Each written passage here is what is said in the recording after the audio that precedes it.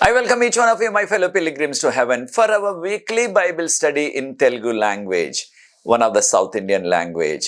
This is the 5th Sabbath School lesson study. Now I will switch over to Telugu language. ప్రియ సోదరి సోదరులారా, మిమ్మల్ని అందరినీ కూడా మన వారపు బైబిల్ పఠనానికి ఆహ్వానిస్తున్నాను. ఇది 5వ సబ్బాతు బడి పాఠం.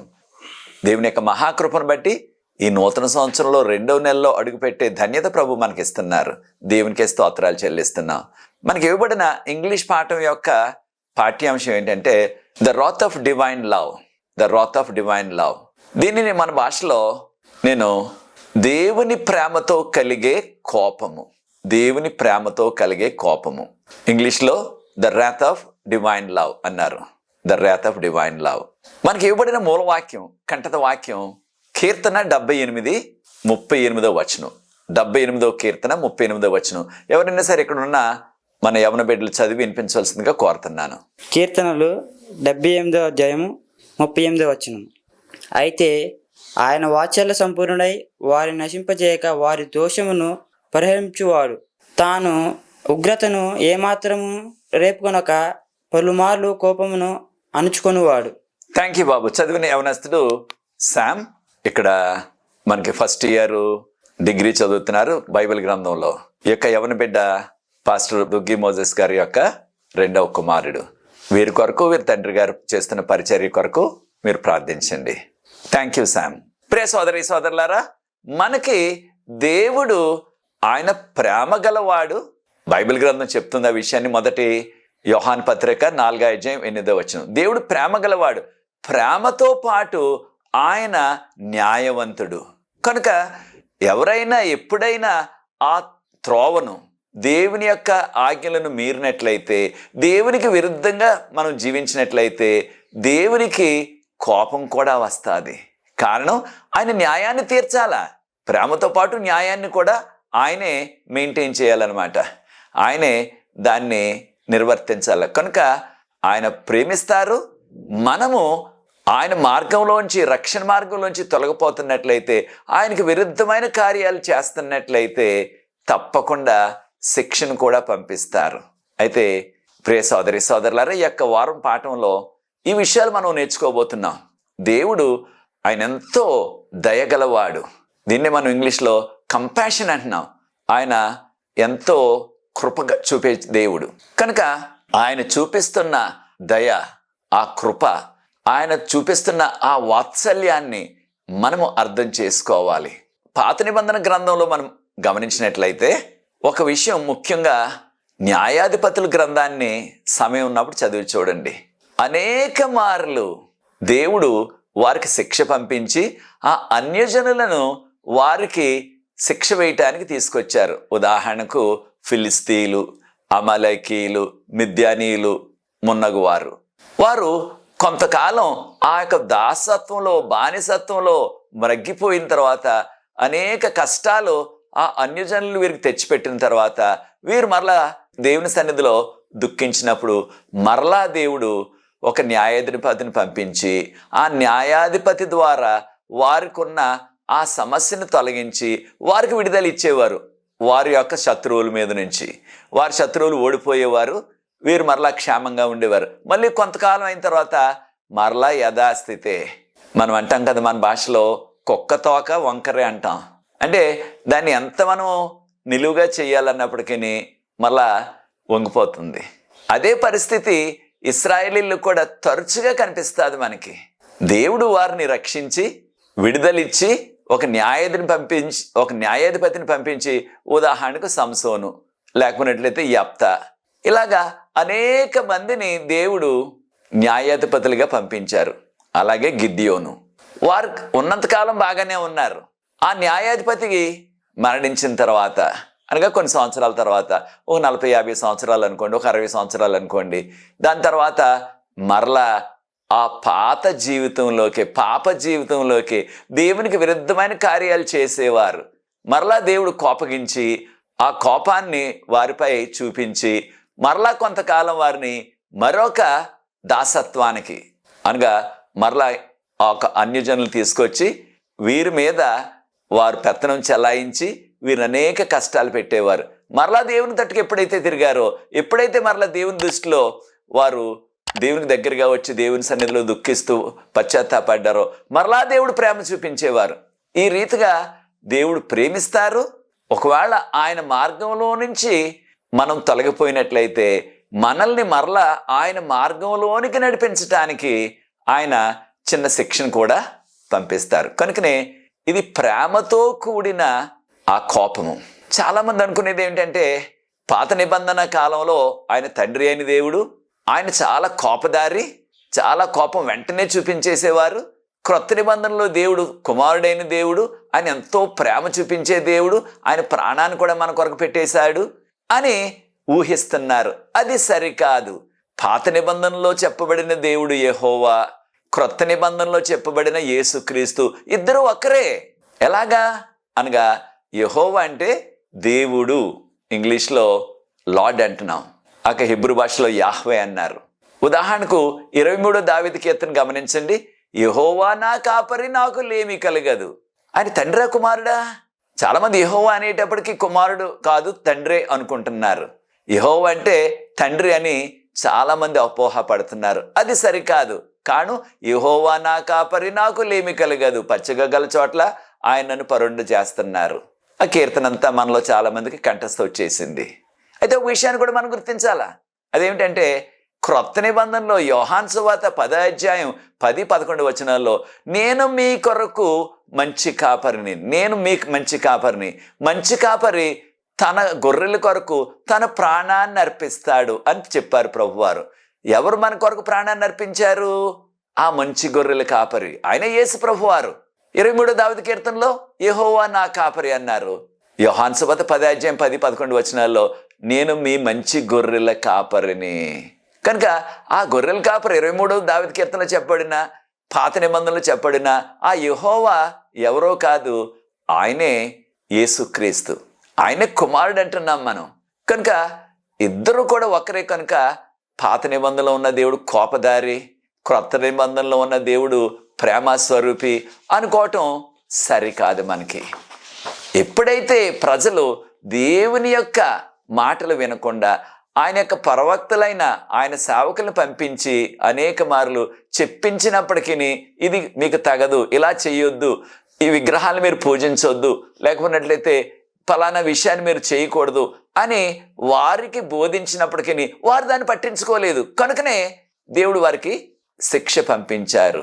ఈ లోకంలో యేసు ప్రభు వారు జీవించినప్పుడు ఆయన కూడా అనేక సందర్భాల్లో కోపాన్ని ప్రదర్శించారు.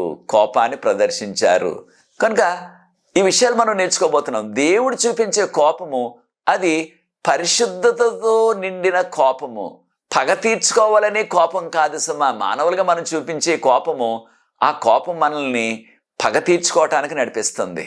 ఆ కోపం చాలా సంవత్సరాలు ఉండిపోతుంది మనలో. ఏదో ఒక అదును చూసుకుని ఏదో ఒక సమయంలో మనకు అనుకూలంగా ఉన్న సమయంలో మనకి ఎప్పుడైతే అవకాశం కలుగుతుందో అప్పుడు వారి మీద పగ తీర్చుకుంటాం. ఎన్ని సంవత్సరాలు అయిపోయినా సరే, పలానప్పుడు ఇలా చేశాడు ఈ వ్యక్తి, పలానప్పుడు ఈ వ్యక్తి ఇలా చేసింది, పలానప్పుడు ఈ వ్యక్తి ఇలాగ అన్నాడు నన్ను, పలానా వ్యక్తి నన్ను ఈ విధంగా దూషించింది అన్నట్టుగా వారు చేసిన పనులు, వారు చెప్పిన మాటలు మర్చిపోలేకుండా సంవత్సరాల పాటు మన యొక్క గుండెల్లోనే దాచుకుని అవకాశం వచ్చినప్పుడు అప్పుడు వారి మీద పగ తీర్చుకుని వారికి కీడు కలిగి చేస్తాం మానవులుగా.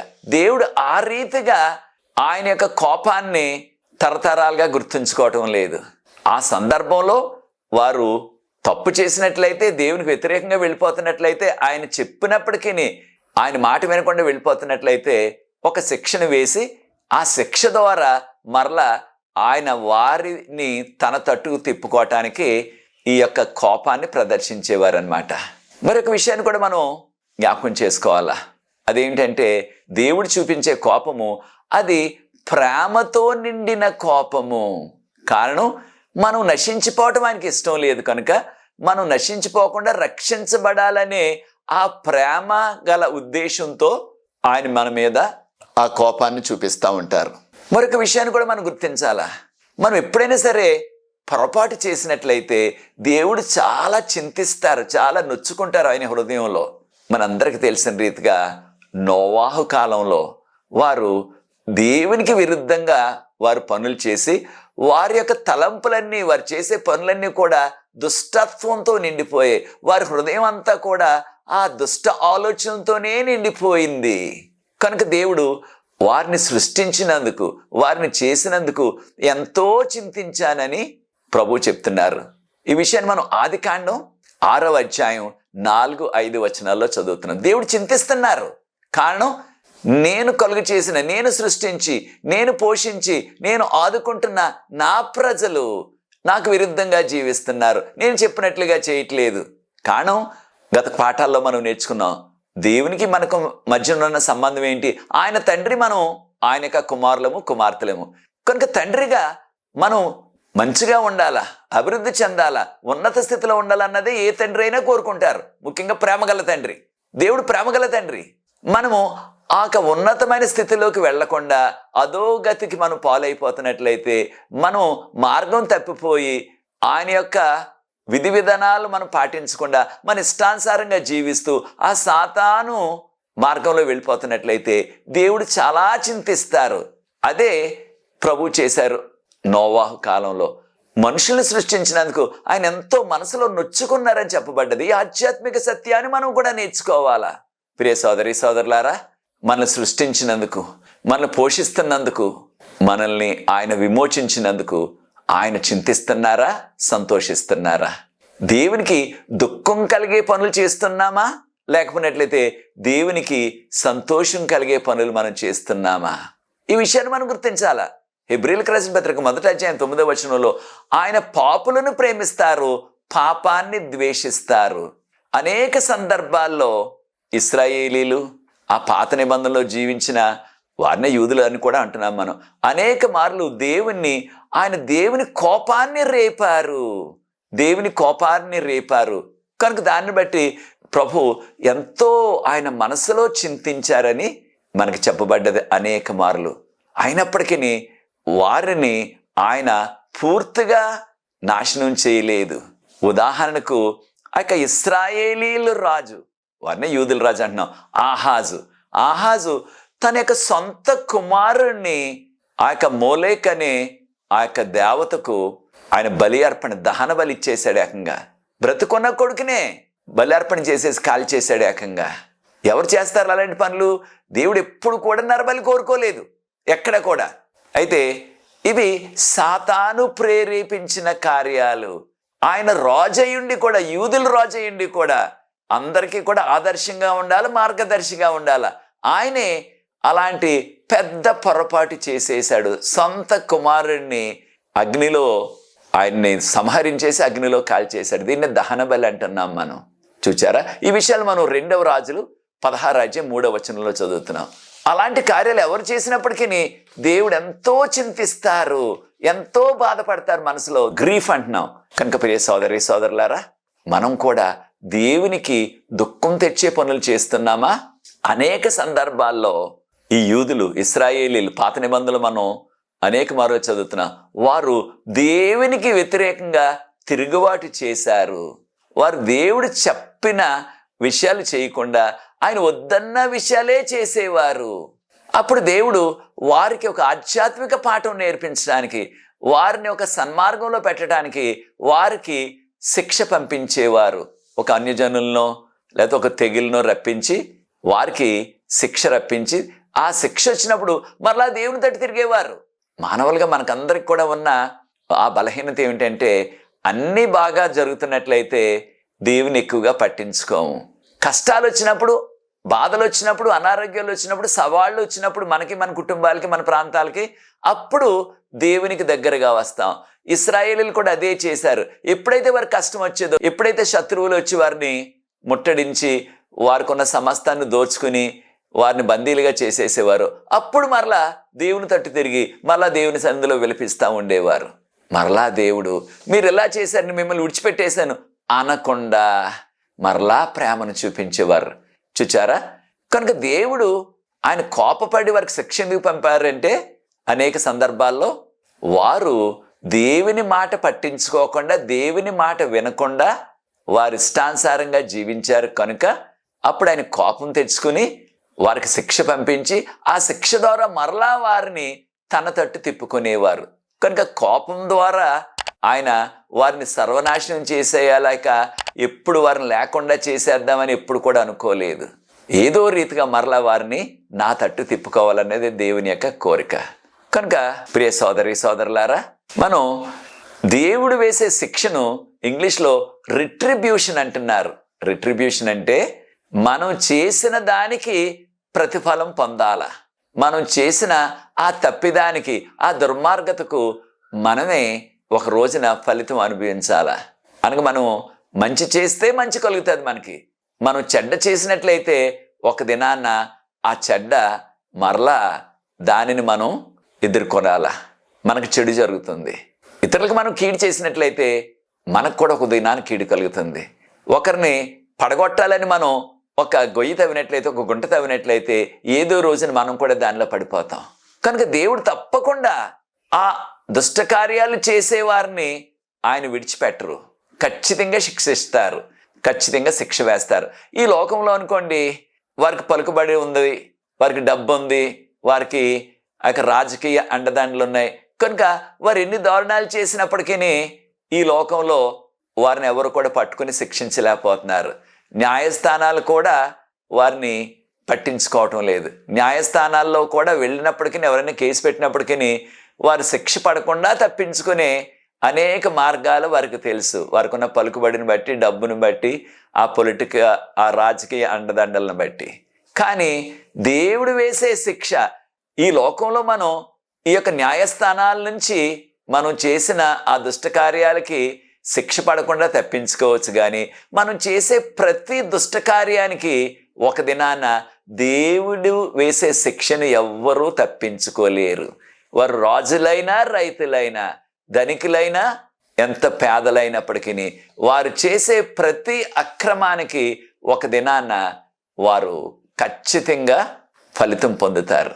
కనుక ఈ విషయాన్ని మనం గుర్తించాలా. మరొక విషయాన్ని కూడా మనం గుర్తించాలా. దేవుడు మనుషుల్లాగా వెంటనే కోపపడ్డాడు. ఆయనకి దీర్ఘశాంతం ఉన్నది. కనుక దేవుడు దీర్ఘశాంతం కలవాడు. యోనా గ్రంథంలో 4వ అధ్యాయంలో మనం ఒక్కసారి యోనా అనుభవాన్ని జ్ఞాపకం చేసుకున్నట్లయితే యోనా దేవుణ్ణి నిందిస్తున్నట్లుగా కనిపిస్తుంది. దేవుడా, నీవు ఎంతో దీర్ఘశాంతం కలవాడు, అందుకనే నేను మొదట్లో నినివేకి వెళ్ళనన్నాను, ఆ తర్షీషుకు పారిపోతానని ప్రయత్నం చేశాను. కారణం, మీరు దీర్ఘశాంతం కలవారు. దీన్ని లాంగ్ సఫరింగ్ అంటున్నాం. మీరు ఎవరిని కూడా వెంటనే శిక్షించరు ప్రభువా. యోనా గ్రంథం 4వ అధ్యాయం మొదటి 4 వచనాల్లో చదివి చూడండి.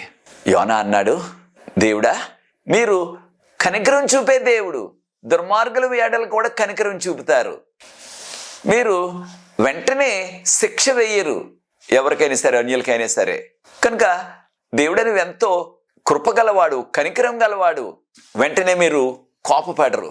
మీలో ఎంతో ప్రేమ ఉన్నది, జాలి ఉన్నది అని యోనా గారు దేవుణ్ణి ప్రశ్నించారు. యోనా గ్రంథం 4వ అధ్యాయం 2వ వచనం.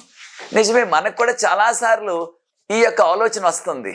అక్రమాలు చేసేవారు, అన్యాయాలు చేసేవారు, రాజకీయాలు చేసేవారు వారెంతో పైకి వచ్చేస్తున్నారు, వారెంతో విస్తరిస్తున్నారు. అన్నీ సక్రమంగా చేసేవారు, అక్రమాలు చేయకుండా దేవునికి భయపడేవారు, వారు సామాన్య స్థితిలోనే ఉంటున్నారు. అనేక సందర్భాల్లో అనేక చిక్కులు ఎదుర్కొంటున్నారు. వారు ఆ అక్రమాలు చేసేవారు, అన్యాయాలు చేసేవారు, దుర్మార్గ కార్యాలు చేసేవారు, రకరకాల రాజకీయాలు చేసేవారు వారెంతో పైకి వచ్చేస్తున్నారు. ఇది ఎందుకు జరుగుతుంది అనిపిస్తుంది చాలాసార్లు. ప్రియ సోదరి సోదరులారా, ఎవరైనా సరే వారు కీడు చేసినట్లయితే, అక్రమాలు చేసినట్లయితే దేవుడు వారిని మార్పు చెందటానికి, దేవుని తట్టు తిరగటానికి కొన్ని అవకాశాలు ఇస్తారు. వారికి కొన్ని అవకాశాలు ఇస్తారు. ఆ అవకాశాల్ని వారు సద్వినియోగం చేసుకుని వారి దుష్ట జీవితాన్ని మార్చుకోకపోయినట్లయితే, వారి అక్రమ మార్గాల్ని వారు సరిదిద్దుకోకపోయినట్లయితే వారిని దేవుడు సమూలంగా నాశనం చేసేస్తారు. ఒకసారి మీకు సమయం ఉన్నప్పుడు 34వ కీర్తన చివరి భాగాన్ని చదివి చూడండి. దుర్మార్గ కార్యాలు చేసేవారు, దుష్టులు, వారు మహావృక్షంలాగా పెరిగిపోతున్నారు. అంటే ఎంతో పైకి వచ్చేస్తున్నారు, ఎంతో అభివృద్ధి చెందేస్తున్నారు ఈ లోక సంబంధంగా. డబ్బు విషయంలో, ఆస్తి విషయంలో, పదవుల విషయంలో, పలుకుబడి విషయంలో ఎంతో పెద్ద మహావృక్షంలాగా పెరిగిపోతున్నారు. కానీ ఒకడు ఆ త్రోవను వెళ్ళి చూడగా వాడి జాడే కనపడలేదు. అంత పెద్ద వృక్షం కూడా జాడ లేకుండా కొట్టుకుపోయింది. అనగా ఆ అక్రమాలు చేస్తూ, అన్యాయాలు చేస్తూ ఉన్నవారు వారు కలకాలం వర్ధిల్లరు, కొంతకాలమే. మీకు సమయం ఉన్నప్పుడు దావీదు కీర్తన 37 కూడా చదివి చూడండి. 37 దావీదు కీర్తనలో కీర్తనకారుడు అంటారు, ఈ యొక్క అక్రమాలు చేసేవారు, అన్యాయాలు చేసేవారు, దోరణాలు చేసేవారు, వారు పచ్చగడ్డి పెరిగిపోయినట్లుగా త్వరగా పెరిగిపోతారు. కానీ కాస్త ఎండ తీక్షణత పెరగగానే ఏమైపోతుంది? ఆ పెరిగిన గడ్డి మాడిపోతుంది, ఎండిపోతుంది. త్వరగా పైకి వచ్చేస్తున్నారు. తర్వాత త్వరగానే వారు ఇక జాడ లేకుండా నశించిపోతున్నారు. కనుక ప్రియ సోదరి సోదరులారా, దేవుడు ఖచ్చితంగా కొన్ని అవకాశాలు ఇస్తున్నారు. ఆ యొక్క అక్రమాలు చేసేవారికి కూడా, దుష్టకార్యాలు చేసేవారికి కూడా వారు మారాలన్నది దేవుని యొక్క కోరిక. ఏమిటంటే యెహెజ్కేలు గ్రంథం 33వ అధ్యాయం 11వ వచనంలో, దుర్మార్గుడు నశించడం నాకు ఏమాత్రం ఇష్టం లేదు, కానీ ఆ దుర్మార్గుడు తన యొక్క దుర్మార్గ కార్యాలను విడిచిపెట్టి నా తట్టు తిరిగినట్లయితే నేను అతన్ని ఆశీర్వదిస్తాను అంటున్నారు ప్రభు. అనగా మార్పు చెందినట్లయితే తప్పకుండా దేవుడు ఆశీర్వదిస్తారు. దేవుడు చూపించే కోపము అది పరిశుద్ధతతో నిండిన కోపము, పరిశుద్ధతతో నిండిన కోపం. దీన్ని రైచస్ ఇండిగ్నేషన్ అంటున్నాం. అంటే ఆయన నీతితో నిండిన ఆయన కోపాన్ని చూపిస్తారు. ఆయన కోపం కూడా నీతిమయమే. మనందరికీ తెలిసిన రీతిగా మత్తయి సువార్త 21వ అధ్యాయం 12-13 వచనాల్లో యేసుప్రభు ఈ లోకంలో ఉన్నప్పుడు ఆయన యెరూషలేము దేవాలయం దగ్గరికి వచ్చారు. ఆ యెరూషలేము దేవాలయం దగ్గర అంతా కూడా వారు దాన్ని ఒక వ్యాపార కేంద్రంగా మార్చేశారు. అక్కడే పావురాయిలు నమ్ముతున్నారు, గొర్రెలు నమ్ముతున్నారు, మేకలు నమ్ముతున్నారు, ఎద్దులు నమ్ముతున్నారు. ఇవన్నీ కూడా బలి అర్పణకు అనమాట. ఆ వారు అమ్ముతున్న ప్రాంతం ప్రార్థన చేసుకోవటానికి వారు ఏర్పాటు చేసిన స్థలం. అనగా అన్యజనులు వచ్చి అక్కడ కూర్చొని లేదా అక్కడ మోకరించి ప్రార్థన చేసుకోవటానికి ఆ యొక్క ప్రాంగణాన్ని వారు తయారు చేశారు. కానీ ఆ ప్రాంగణాన్ని, ఆ స్థలాన్ని అక్కడున్న రాజకీయ నాయకులు, అక్కడున్న మత పెద్దలు, అక్కడున్న ఆ యొక్క దేవాలయ అధికారులు వీరందరూ కూడా కుంభక్కయి ఆ అమ్మేవారి దగ్గర కాస్త కమిషన్ తీసుకుని, కాస్త కమిషన్ కకృతి పడి వారు అన్యులకు ప్రార్థనా స్థలానికి వాడవలసిన స్థలాన్ని ఒక వ్యాపారం చేసుకోవడానికి అక్కడ ఇచ్చేశారు.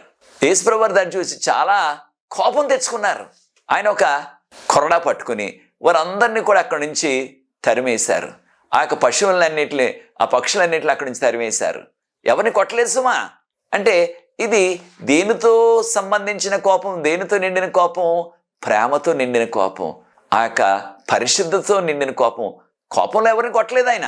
కానీ నా మందిరం ప్రార్థనా మందిరం అనబడుతుంది, మీరు నా మందిరాన్ని దొంగల గుహగా చేసేశారు అన్నారు ప్రభువారు.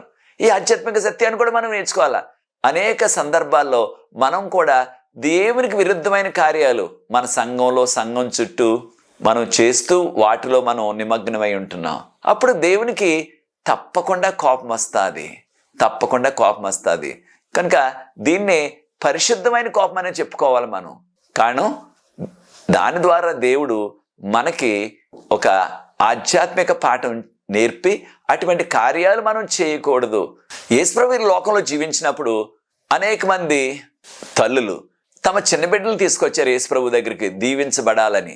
యేసుప్రభు వారి యొక్క చిన్న బిడ్డల్ని, కుమార్తెల్ని దీవించాలని. అప్పుడు శిష్యులు వారిని అభ్యంతరపరిచారు, ఆటంకపరిచారు. తీసుకురావద్దు, మీరు దూరంగా ఉండండి అని వారిని వెళ్ళగొడటానికి ప్రయత్నం చేశారు. అది విన్న యేసుప్రభు వారు ఆయన కోపపడ్డారు. వారి మీద కోపపడి చిన్నపిల్లల్ని అభ్యంతరపరచక నా యొద్దకు తీసుకురండి. మార్కు సువార్త 10వ అధ్యాయం 13-14 వచనాలు. మార్కు సువార్త 10వ అధ్యాయం 13-14 వచనాల్లో చిన్న బిడ్డలని ఆటంకపరచక నా యొద్దకు తీసుకురండి, అటువంటి వారిదే పరలోక రాజ్యం అని ప్రభువారు చెప్పారు.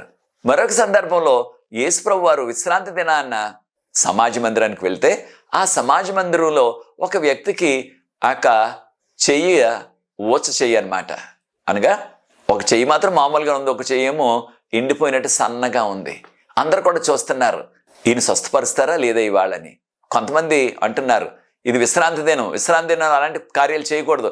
ఆ సమాజ మందిరం అధికారి కూడా, ఈ రోజుల్లో మన పాస్టర్ గారు అంటున్నాం, ఆయన కూడా అద్భుతాలు చేయడానికి 6 రోజులు ఉన్నాయి, ఈ రోజున అనగా విశ్రాంతి దినాన్న అలాంటి పనులు చేయకూడదు అన్నట్టుగా మాట్లాడారు ఆయన.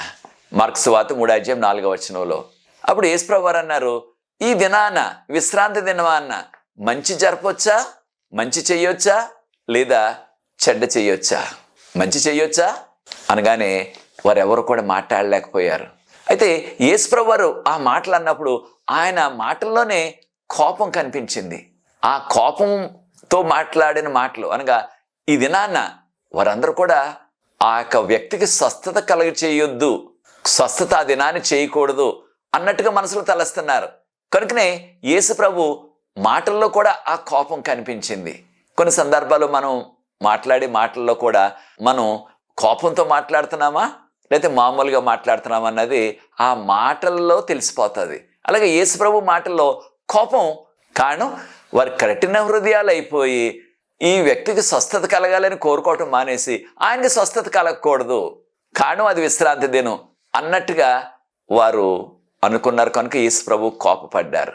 కనుక ప్రియ సోదరి సోదరులారా, తప్పకుండా దేవునికి ఆ కోపం అన్నది వస్తుంది. దేవుని కోపం అన్నది వస్తుంది ఎప్పుడు మనము చెడ్డ కార్యాలు చేస్తున్నప్పుడు, ఆయనకు వ్యతిరేక కార్యాలు చేస్తున్నప్పుడు, ఆయన చెప్పినట్టుగా చేయకుండా ఉన్నట్లయితే ఆయన కోపం వస్తుంది. అయితే మరొక విషయాన్ని కూడా మనం గుర్తించాలా, దేవుడు ఎప్పుడు శిక్ష పంపినప్పటికీ ఆ యొక్క శిక్ష ద్వారా మనల్ని సమూలంగా నాశనం చేసేయాలన్నది కాదు ఆయన కోరిక.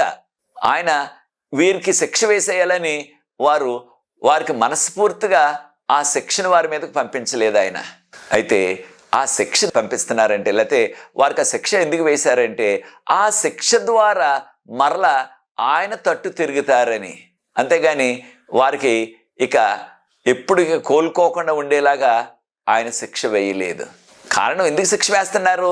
ఆయన న్యాయవంతుడు, న్యాయాన్ని కూడా ఆయన పర్యవేక్షించాల, న్యాయాన్ని కూడా ఆయనే నడపాల. కనుక దేవుడు అనేక సందర్భాల్లో ఆయన న్యాయాన్ని జరిపించడానికి శిక్ష కూడా వేశారు. అనేక సందర్భాల్లో దేవుని యొక్క మాటలు వినటానికి, దేవుడు చెప్పిన ప్రవక్తల మాటలు వినటానికి వారు ఇష్టపడలేదు. ప్రజలు వారి ఇష్టానుసారంగా చేయటానికే వారు ముందుకు వెళ్ళేవారు యూదులు. ఎజ్రా గ్రంథంలో 5:12 ఒకసారి గమనించినట్లయితే ఆ యూదా ప్రజలు వారు రిపీటెడ్గా అంటే అనేక మార్లు దేవుడు పంపించిన వర్తమానాలు ఆ ఇర్మియా ప్రవక్త ద్వారా, ఆ యెహెజ్కేలు ప్రవక్త ద్వారా, హబక్కూకు ప్రవక్త ద్వారా, జెఫన్యా ప్రవక్త ద్వారా, అనేక మంది ప్రవక్తల ద్వారా పంపించారు వర్తమానాన్ని. మీకు సమయం ఉన్నప్పుడు చదవండి. ఇర్మియా గ్రంథంలో 7 అధ్యాయం 8 అధ్యాయం చదివినట్లయితే ప్రతిరోజు కూడా ప్రవక్తలు పంపించేవారు. ఇర్మియా ప్రవక్త గారు రోజు కూడా ఆయన ఉదయాన్నే లేచి ఆలయం దగ్గరికి వచ్చి ఆ యెరూషలేము మందిరం దగ్గరికి, ఇది దేవుని యొక్క వర్తమానం, ఇది నాన్న, మీరు ఈ విధంగా చేయొద్దు అని వారు చేస్తున్న అక్రమ కార్యాలు, దేవునికి వ్యతిరేక కార్యాలని ఆయన ఎండగట్టేవారు, చేయొద్దని చెప్పేవారు. అయినప్పటికీ వారు పట్టించుకోలేదు. ఎంతకాలం ఈ విధంగా ఇర్మియా గారు బోధించారు? దాదాపు 40 సంవత్సరాలు. అంతకాలం కూడా వారు పట్టించుకోలేదు, వారి ఇష్టానుసారంగా జీవించారు. అప్పుడు ప్రభు ఏం చేశారు? వారికి శిక్ష వేయటానికి వారిని బబులోను చెరకు అప్పగించారు. 70 సంవత్సరాల పాటు బబులోనులో చెరలో ఉండిపోయారు. దేనికి చెరకు పంపించారు వారిని? దేనికి ఆ యొక్క శిక్ష వేశారు? బబులోనులో వారు బానిసలుగా ఉన్నారు 70 సంవత్సరాలు. దేనివలన? దేవుని యొక్క మాటలు వారు పట్టించుకోలేదు కనుక.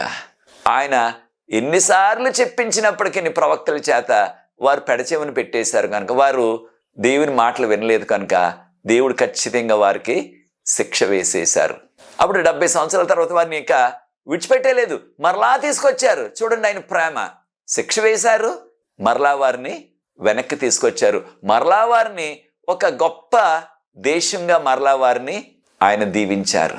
కనుక ప్రియ సోదరి సోదరులారా, దేవుని యొక్క ప్రేమ, ఆ ప్రేమతో వచ్చే కోపము. అయితే దేవుడు ఆయన కనికరాన్ని చూపించే దేవుడు, జాలిని చూపించే దేవుడు. అయితే ఒక విషయాన్ని కూడా మనం గుర్తించాలా, దేవుడు చూపించే ఆ కోపము, దేవుడు పంపించే ఆ శిక్ష కొంతకాలమే. ఆయన కోపం, ఆయన శిక్ష అయితే దేవుడు చూపించే ప్రేమ అది ఇక కలకాలం ఉంటుంది. దేవుని యొక్క ప్రేమ నిరంతరం ఉంటుంది. ఈ విషయాన్ని మనం గుర్తించాలా. దేవుని యొక్క కోపం, దేవుని యొక్క శిక్ష కొంతకాలం మాత్రమే. దేవుడు చూపించే ప్రేమ, దేవుడు చూపించే కనికరం, జాలి అది ఇక కలకాలం ఉంటుంది. ఈ విషయాన్ని మనం గుర్తించాలా. కనుక దేవుని బిడ్డలుగా మనము వాక్యపు వెలుగులో జీవిస్తూ దేవుని యొక్క ఆజ్ఞల వెలుగులో జీవించినట్లయితే అప్పుడు దేవుని యొక్క ఉగ్రతను మనం ఎదుర్కొనవలసిన పని లేనే లేదు. రోమీలకు రాసిన పత్రిక 12:19 ప్రభువారు అంటున్నారు, పగ తీర్చుకొనుట నా పని. అనగా ఎవరైనా సరే అక్రమాలు, దుష్ట కార్యాలు, మనకు వ్యతిరేక కార్యాలు, మనకి కీడు చేసినట్లయితే మనం వారికి ప్రతి కీడు చేయకుండా దేవునికి వారిని అప్పచెబుదాం. అనగా ప్రభువా, మీకు తెలుసు నాకు ఈ వ్యక్తి, ఈ కుటుంబము ఇంత కీడు జరిపించారు, ప్రభువా మీరే వారిని చూసుకోండి, వారు నశించిపోకుండా మారుమనసు పొందేలా చేయండి అని ప్రార్థన చేసినట్లయితే అప్పుడు వారు మార్పు చెందకపోయినట్లయితే, దుష్ట కార్యాలు, కీడు మనకు చేసి కూడా వారు పశ్చాత్తాపడకపోయినట్లయితే దేవుడే వారికి శిక్ష వేస్తారు. మనము ఆ యొక్క శిక్ష అమలు చేయవలసిన అవసరం మనకు లేదు. లేకపోతే ఆ పగ తీర్చుకోవాల్సిన పని మనది కాదు, దేవుడు చేస్తారు. ఆ యొక్క శిక్షను ఆయన వేస్తారు, ఆ పగ ఆయన తీర్చుకుంటారు. కనుక ప్రియ సోదరి సోదరులారా, ప్రభు త్వరగా వస్తున్నారు రెండోసారి.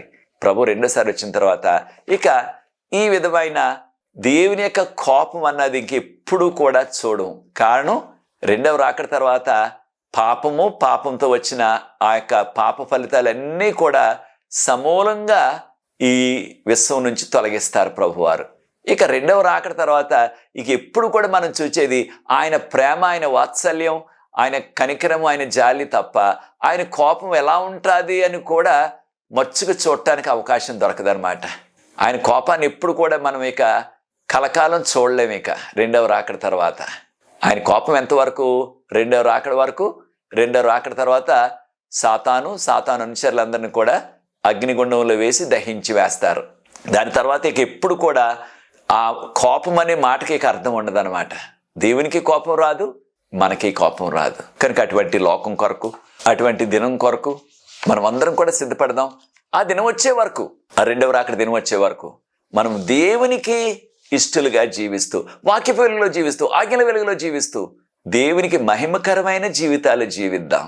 ఒకవేళ మనకి ఇతరులు ఏ కీడు చేసినప్పటికీ, ఏ కీడు తలపెట్టినప్పటికీ, ఎంత దుష్టకార్యాలు మన పట్ల చేసినప్పటికీ ప్రభు కుమారులుగా, కుమార్తెలుగా మనము కనికరాన్ని చూపించి, ప్రేమను చూపించి, కనికరాన్ని చూపించి, ప్రేమను చూపించి, క్షమించి మనము దేవుని యొక్క బిడ్డలుగా కొనసాగుదాం.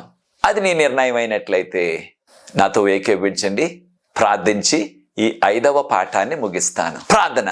పరిశుద్ధ ప్రేమగల మా తండ్రి, మీ కుమారులుగా, కుమార్తెలుగా ప్రేమించే ఆ స్వభావం, మా శత్రువులు కూడా క్షమించే ఆ యొక్క స్వభావం మాకు అనుగ్రహించవలసిందని, మీకు యోగ్యమైన కుమారులుగా, కుమార్తెలుగా జీవింపు చేయవలసిందని ప్రభువా మమ్మల్ని నిరంతరం ప్రేమిస్తున్నారు.